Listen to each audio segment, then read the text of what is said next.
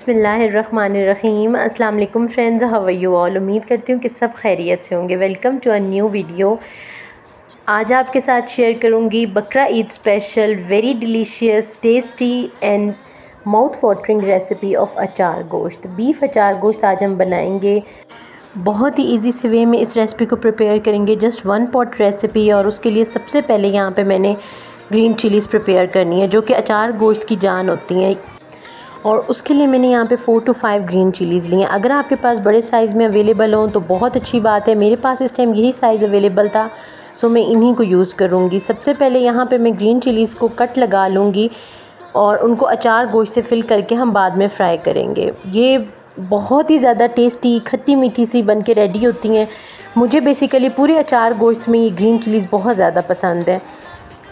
इनके कट्स लगाने के बाद अब मैंने यहाँ पे एक छोटी सी स्पून ली और उसकी हेल्प से मैं इनके सीड्स रिमूव कर दूँगी। आप इस तरह से स्पून की हेल्प से इनके सीड्स रिमूव करेंगे तो ये प्रोसेस बहुत ही ज़्यादा इजी हो जाएगा। Here I must do a thank you to all of you for giving me such a lots of love for my last video which is about कीमा भरे करेले।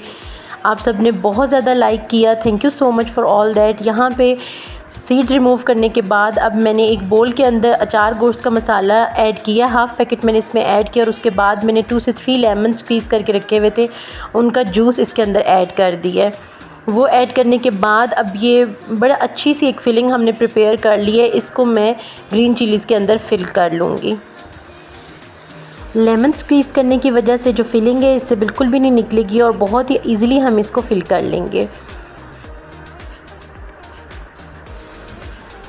यहाँ पे जी मैंने सारी ग्रीन चिलीज़ को इस फिलिंग के साथ रेडी कर लिया था और अब उसके बाद मैंने एक प्रेशर कुकर को स्टोव पे रखा है और उसके अंदर ऑयल ऐड कर दिया as per required. Oil light से गर्म हुआ था तो इसके अंदर जो ग्रीन चिलीज़ मैंने प्रिपेयर की थी वो ऐड कर दी हैं।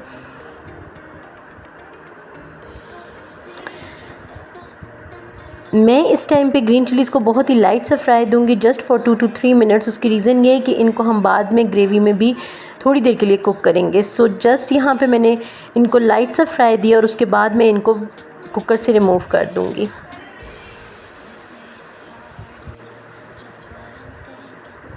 ग्रीन चिलीज़ को कुकर से रिमूव करने के बाद अब सेम कुकर का यूज़ किया मैंने और उसके अंदर एक मीडियम साइज़ का अनियन कट करके ऐड कर दिया। अच्छा, अचार गोश्त के अंदर अनियंस का यूज़ एज सच नहीं किया जाता है। ये टोटली बेस्ड है recipe on tomatoes and yogurt वगैरह, लेकिन मुझे यहाँ पे इसकी ग्रेवी प्रिपेयर करनी थी, सो मैंने एक मीडियम साइज़ का अनियन कट करके ऐड कर दिया। वो लाइट ट्रांसलूसेंट सा हुआ है तो मैंने इसके अंदर बीफ ऐड कर दिया। हाफ़ kg बीफ मैं यहाँ पे यूज़ कर रही हूँ और उसके बाद अब मैं इनको अच्छे से मिक्स कर लूँगी। इतना कुक करूँगी कि बीफ का कलर चेंज हो जाए और अनियंस जो हैं वो अच्छे से इसके साथ मैश हो जाएं। मोस्टली ऐसा होता है कि जब भी हम चिकन या बीफ वगैरह ऑयल में ऐड करते हैं तो वो पैन के साथ चिपकने लग जाता है। इसके लिए यहाँ पे आपके साथ 2 टिप्स शेयर करूँगी कि या तो बीफ या चिकन या कोई भी मीट जो आप ऐड करते हैं ऑयल में वो ठंडे ऑयल में ऐड करें, या फिर अगर ऑयल आपका गर्म है तो आप ऐड करते साथ उसको एक अच्छा सा मिक्स दे दें, तो उससे आपका जो मीट है वो बिल्कुल भी पैन के साथ नहीं चिपकेगा। यहाँ पे अनियंस और बीफ वगैरह को अच्छे से भूनने के बाद मैं इसके अंदर टोमेटोज़ ऐड कर दूँगी। अचार गोश्त में टोमेटोज़ जो हैं वो ज़्यादा जाते हैं, सो मैंने यहाँ पे 3 से 4 मीडियम साइज़ के टोमेटोज़ कट करके रखे हुए थे, वो इसमें ऐड कर दी हैं। आप चाहें तो इससे ज़्यादा भी ऐड कर सकते हैं। बस इनको भी अब मैं इसके साथ अच्छे से मिक्स कर लूँगी।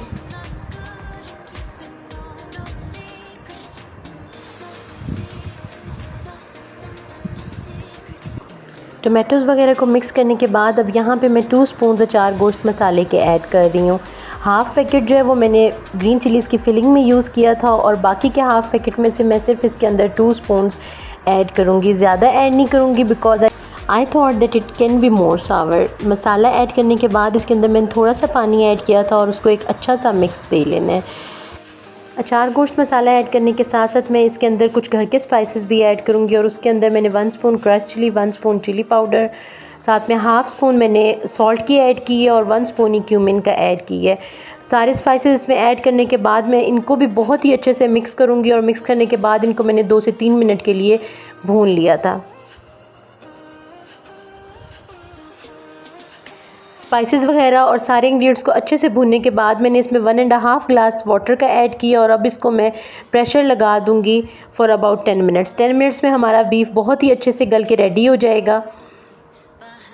अगर आप बीफ की जगह चिकन के साथ अचार गोश्त प्रिपेयर करें तो उसके लिए आपको प्रेशर कुकर की बिल्कुल भी ज़रूरत नहीं है। आप किसी भी पैन में उसको स्लो फ्लेम पे 10 से 15 मिनट्स के लिए कुक कर सकते हैं और वो बहुत आसानी से गल जाएगा। यहाँ पे आफ्टर 10 मिनट्स में इसका प्रेशर रिमूव कर दूँगी और हमारा बीफ जो है वो बहुत ही अच्छे से गल के रेडी हो चुका है। अब इस स्टेज पे मैं इसको बहुत ही अच्छे से भून लूँगी।